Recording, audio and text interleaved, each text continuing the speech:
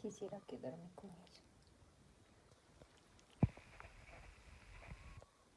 Pero ya le di oportunidad a la Senshi.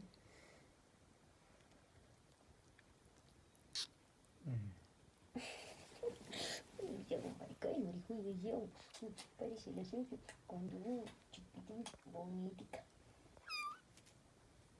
Qué bonita. Esa carita. Uy, su boquita.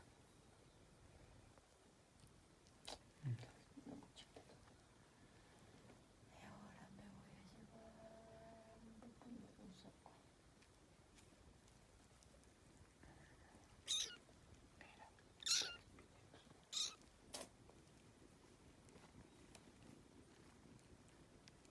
La mejor mamá. No sacarás conmigo, señorita. Muchas mamás. Es que